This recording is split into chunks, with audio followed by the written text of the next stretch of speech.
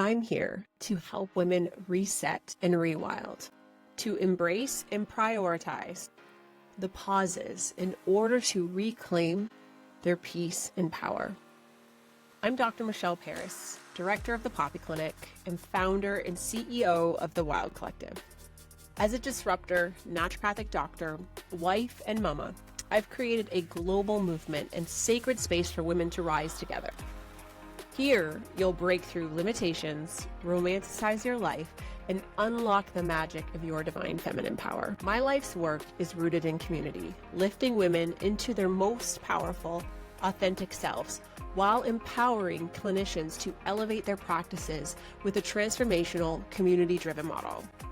I lead a thriving, passion-fueled business and naturopathic practice brimming with abundance, where I can guide women to invigorate their lives through sisterhood and elevate healthcare with a cutting-edge transformational approach. I've witnessed firsthand in my practice how this model sparks consistent health transformation, creates flourishing communities, and brings profitable success.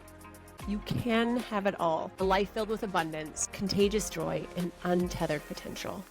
So pull up a seat. It's time to pour into yourself and tap into your intuition and design a life that's wild, free, and uniquely yours. And I'm going to show you how. This is Wild Medicine. All right, welcome back to another episode of Wild Medicine. In this episode, I am your host, Dr. Michelle.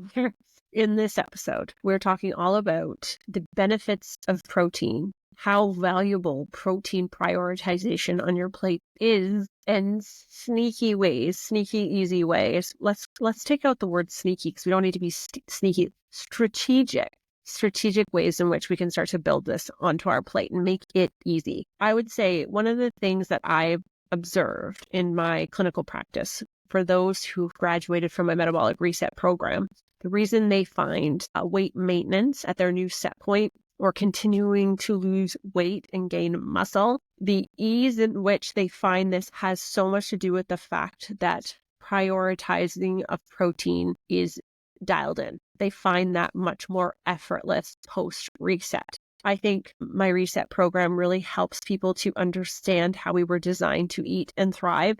I think it's true intuitive eating. It's primal. It helps recalibrate and cut out the inflammatory noise that tends to get in our way of being able to be naturally or physiologically driven foods that help us feel good. Protein is key for that. And so, being that for most women, we are only about 30% of women, 33% of women are getting adequate protein. We're not even talking about optimal protein. This is something that we need to put more effort towards. So let's first understand why. Why is it important that we actually increase the amount of protein on our plate? Well, there was a really cool study or a randomized controlled trial that was done. It's actually, a systematic review and meta-analysis of randomized controlled trials. So it's looking at a compilation of studies that have been done. And here are the trends that they notice about protein consumption. And they call it acute or high protein diets, being that maybe the long-term benefits haven't been as studied. So let's just talk about high protein diets are considered useful diets for weight loss programs. And, if we're going to take just a simple thing, you're feeding your muscle, right? Muscle's your metabolic machine. So you want to be feeding your muscle. But what were some of the benefits noticed? There was in high protein diets, what they found is that there was a decrease in hunger post-eating, okay? A decrease in desire to eat and prospective food consumption, a decrease in prospective food consumption. So you're eating less outside of those high protein meals. It also is correlated to increased fullness and satiety. So actually feeling satisfied post-meal. There was also a notable decrease in ghrelin.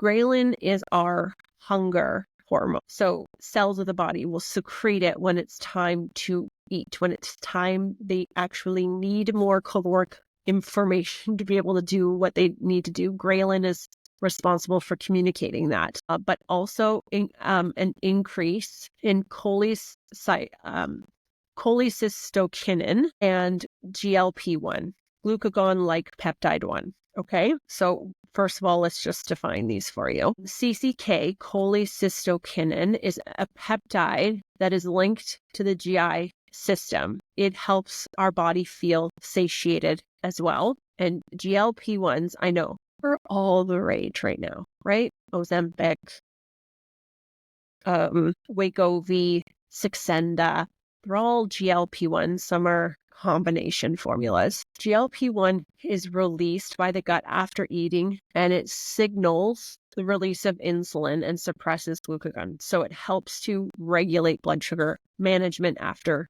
eating. Okay, so when both are stimulated, it helps the body feel satisfied post-meal. So why is this important? You tend to not overeat, which is what every single one of my patients tell me when they prioritize protein. They're not hungry after. They're very satisfied by their meal. I'm willing to propose that most of us have been grossly undereating protein, and therefore taking in too many carbohydrates or fats and throwing off the macro ratios, driving an increase in hunger and over caloric intake without feeling the satiation that protein provides. Okay, so we're like undernourished in some respects, but over consuming, if that makes sense. Appetite markers were affected by protein doses of 35 grams and under. So I would say most people are saying to aim for about 30 to 35 grams of protein per meal as like a rule of thumb.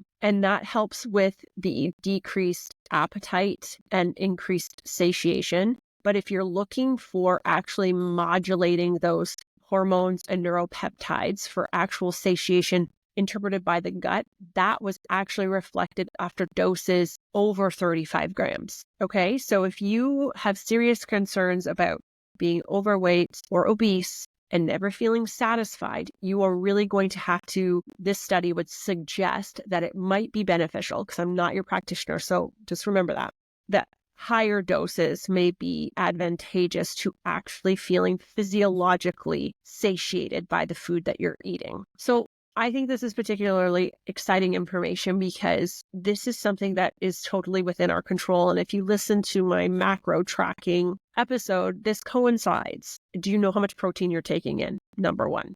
Two, is it hitting the markers of being over 35 grams or 30 to 35 grams to actually get the appetite benefits, but then also the physiological benefits of satiation through protein consumption? So knowing that this is incredibly helpful from a weight management perspective and from a energy and satiation perspective, this is something that you really want to know about and pay attention to and start tracking. And if you didn't listen to that episode, go back and listen to it. I even share my favorite apps for tracking. Okay, we get it. It is super confusing to figure out how you should be eating, and you've probably been hearing a lot more about increasing your protein consumption. We've got you covered. If you are looking to understand how much protein you might want to consider, then please go check out our calculator. It will help show you what this looks like for your ideal body weight, what that looks like per meal and throughout the day, on days that you're strength training and on days where you're just a normal gal about the town. If you are looking to understand protein a bit better and want to bring that conversation to your regulated healthcare professional, then please go check out our calculator online in the show notes so that you can have a more strategic approach to your nourishment and to your protein levels. Your future self and vibrant energy will thank you. And things that we are doing and implementing at our clinic to help improve patient results over time. But then also people feel confused about how to get more protein into their diet. So I want to share a couple of hacks with you, strategies for getting rid of hacks. Hacks sounds like trendy.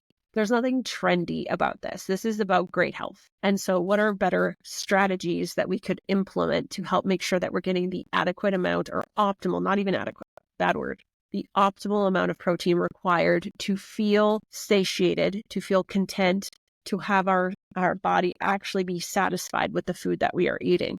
Because most of my patients can't even believe how much that food chatter, that food noise goes away.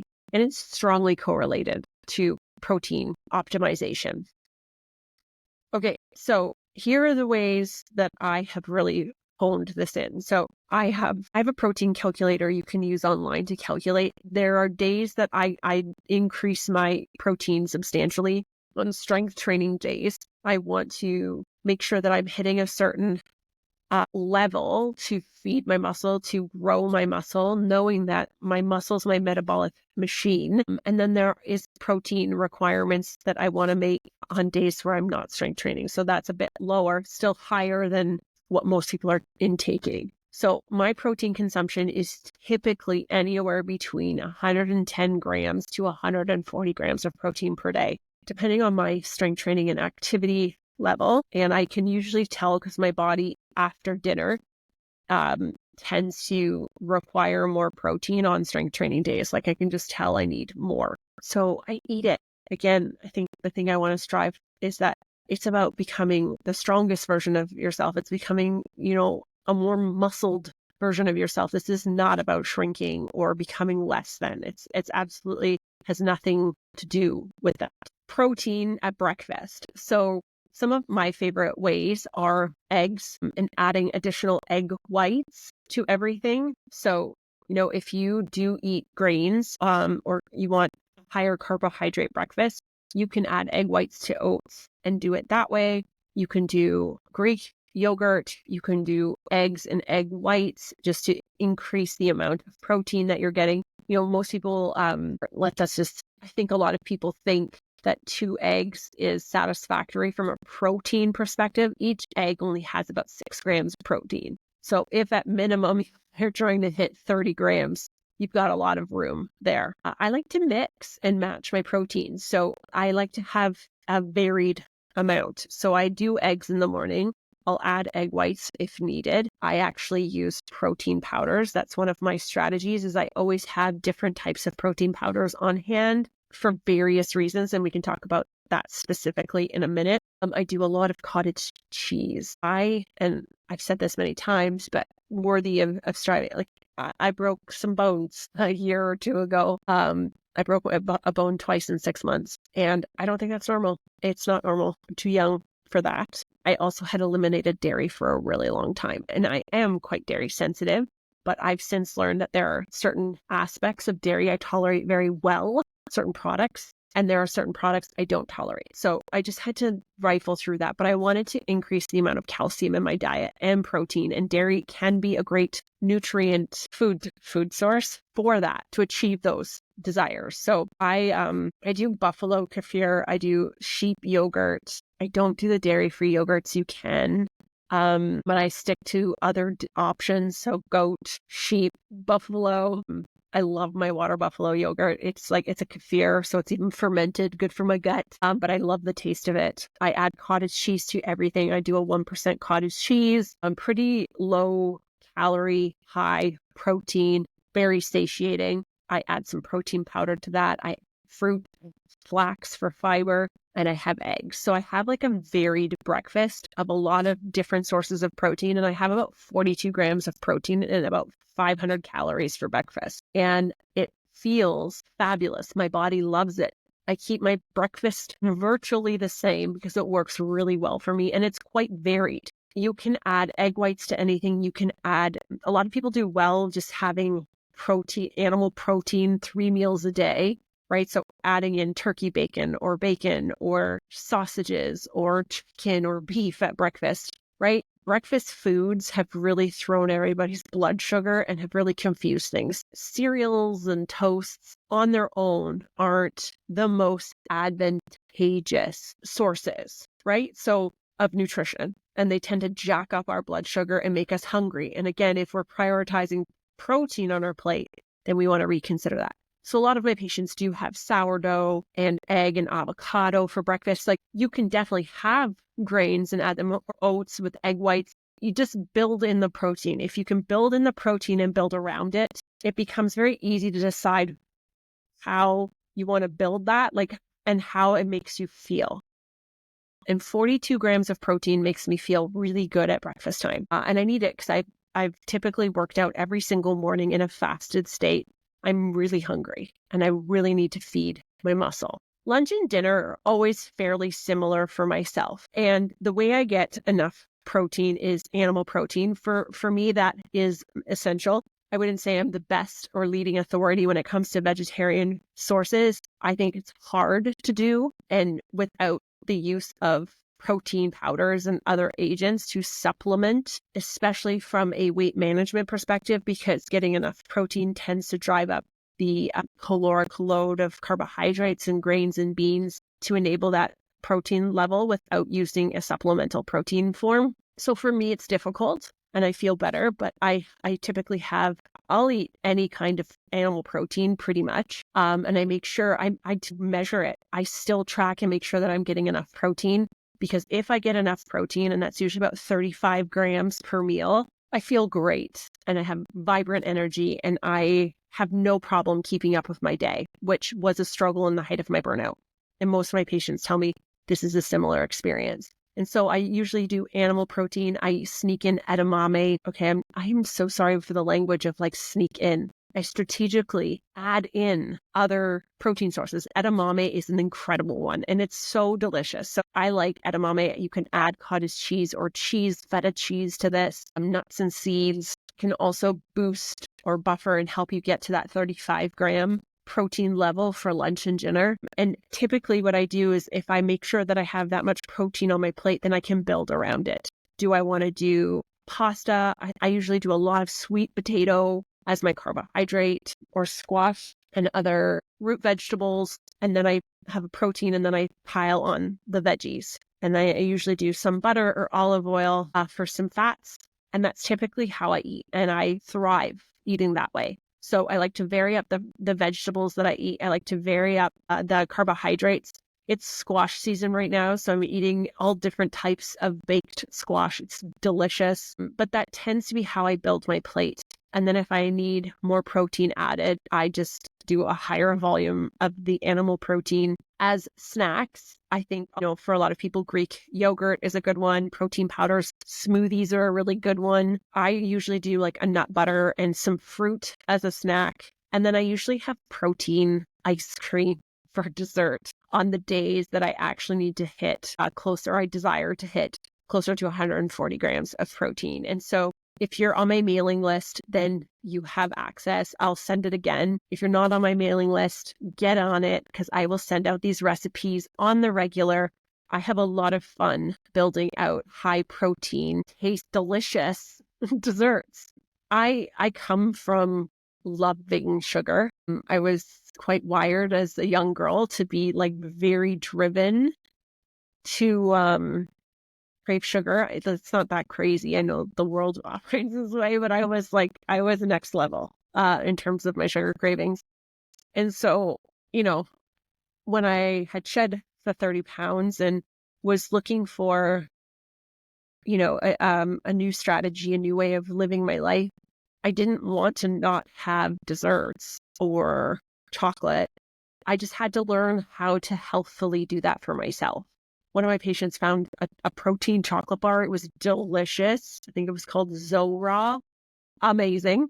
I make protein ice cream. I make it chocolate. I make mint chocolate chip. I make strawberry. I make a lemon one. I make coffee, salted caramel one. This is not about, not enjoying food. And I think this is one of the powerful tools that a reset provides, is that it helps to recalibrate your palate into being driven to love whole foods and how delicious whole foods can be. And when we're continuously exposed and consuming hyper-palatable foods that are high in salt, fat, and sugar, I'm talking too fast, we tend to really find it difficult to find whole foods tasty, right?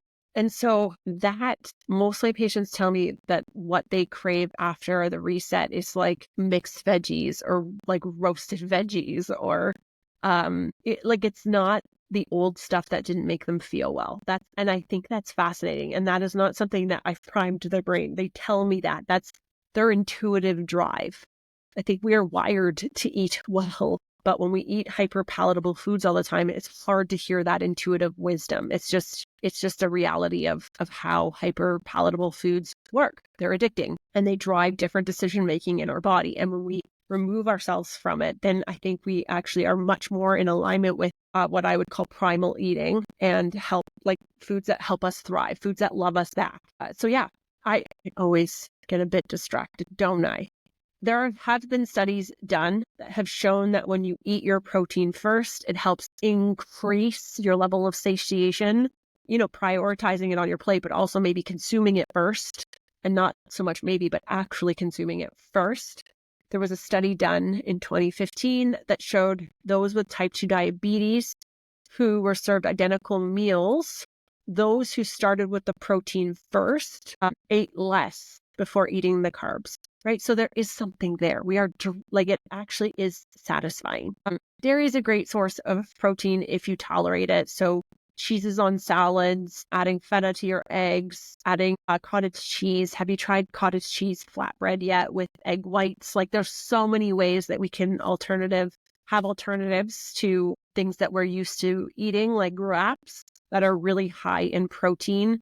So that's a great resource if you don't know that one yet. Making the cottage cheese egg white flatbread. It's super easy. You just blend it and bake it. That's a great alternative. Things like protein ice cream. And all that's in my protein ice cream is protein powder, cottage cheese, soy milk for extra protein, gelatin, and then whatever main flavor base, like strawberries or chocolate, cacao powder or whatever. And I use natural sweeteners like stevia and monk fruit. So really low net sugars, really high in protein, very satisfying, and great from a weight management, weight stabilization perspective, and feeding muscle, right? So also building muscle, which is the goal. The more muscle you build, the more fat you shed relative. So when you actually look at an in-body composition analyzer, what it shows us is as you put on more muscle, what it will show you in terms of how much weight you should lose, that goes down exponentially. So it's more powerful to be muscled than to actually shed fat.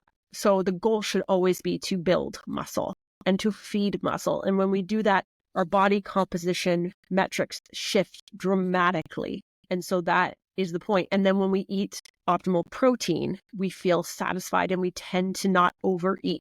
So from both perspectives, it's win-win. It's a no-brainer. Replacing cereal with eggs. This episode is brought to you by the Poppy Clinic.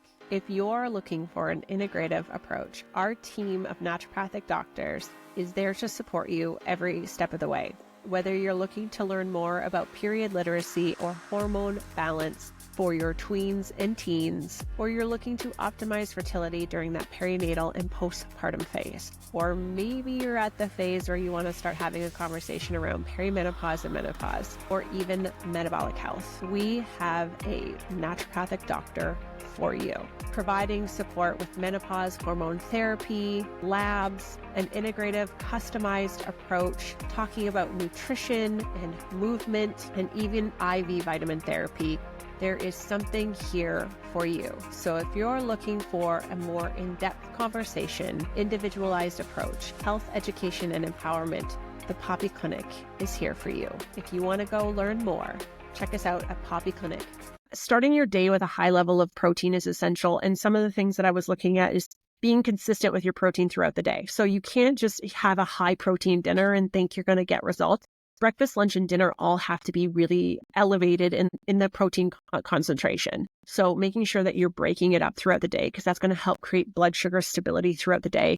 It's also going to help you feel more satisfied. And we're going to see that drive down of ghrelin and increase of GLP-1 and CCK, right? Adding chopped almonds and nuts and seeds to your lunch, choosing Greek yogurt, choosing cottage cheese, which are higher in protein shakes, protein powders. Most evidence is for whey isolate. So using whey, if you can tolerate it, I think is preferable. There are vegetarian options out there as well. Also, I use the vegetarian protein powder to make puddings in the wintertime, because I don't want to eat ice cream, or I suspect I'm not going to want to eat a lot of ice cream in the winter. I already feel chilly in general, so I can't imagine that I'm going to be that inclined to want to eat ice cream in the winter months. And I do enjoy a protein pudding. in the evening. I usually like warm up some strawberries and then have like a chocolate protein pudding and eat that as a dessert, especially on the days that I need to increase my protein levels. I find the vegetarian protein powders better from a pudding perspective. Whey is quite thin because it is actually liquid in its most normal state. So it doesn't really make a good protein pudding, whereas vegetarian ones do make a really good paste for like a puddings. There you go. Tips. So I have both in the house. I have a daughter who prefers vegetarian protein powder. My son loves whey, right? So we have all in the house. Stocking your house with the right ingredients is going to be very helpful to ensure that you're eating what you desire to be eating. Choosing leaner cuts of meat obviously are going to be advantageous from a protein perspective relative to the caloric intake. Nut butters can be a really great hack. One thing that I do often do when I'm eating on the run is I make sure that I have either protein bars or meat sticks. Jerky is a really great way. When I'm traveling, we always have beef jerky on hand. Nuts and seeds are really helpful. Travel packs of yogurts or anything that, doesn't need to travel for too long can be also incredibly helpful, just to make sure that protein prioritization is there.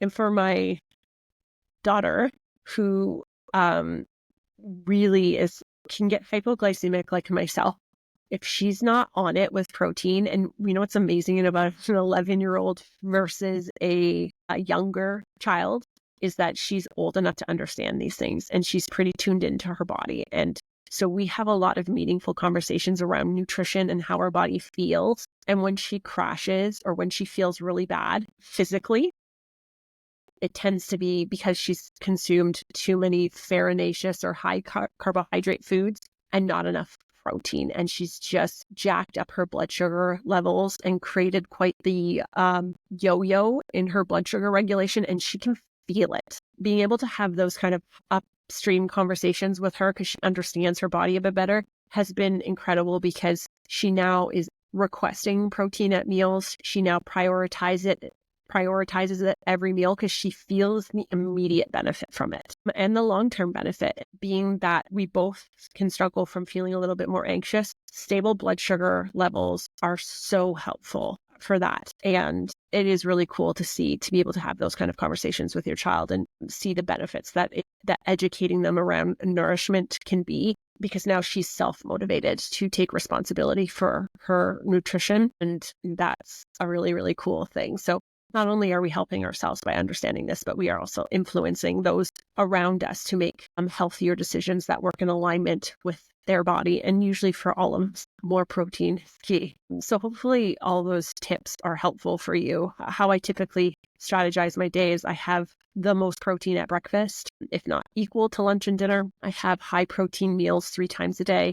I typically have a mid-afternoon snack of a piece of fruit and nut butter for some more protein. And then on days that I feel a little bit more hungry or I've burned more through strength training or moving, I also have a protein focused dessert. And I tend to have that earlier in the evening to allow enough time before I go to bed so that, one, my sleep numbers are absolutely improved. I feel better. And it tends to be advantageous from a weight management perspective. Hopefully you found that all helpful. If you have any other questions or want to learn more about my program, don't hesitate to reach out. My Instagram is at Dr. Michelle Paris, and I'm always available to answer questions. Of course, not personal ones, because you need to be a patient for that, but I can direct you towards resources or provide that type of support to you if you are looking for it. So until next time, stay wild. Thank you so much for tuning in to Wild Medicine. I am so grateful to have you here, and I hope you're feeling inspired and empowered. If you enjoyed today's episode, please don't forget to subscribe and leave a 5-star rating. It helps us reach more incredible women just like you. And before you go, quick reminder, the information shared on this podcast is for educational purposes only and is not intended to diagnose or treat any medical condition. Please consult with your healthcare provider for personalized advice and care. And if you're ready to take inspired action and dive deeper into your own health journey, please visit us at poppyclinic.com. Let's rewild and reset your health together.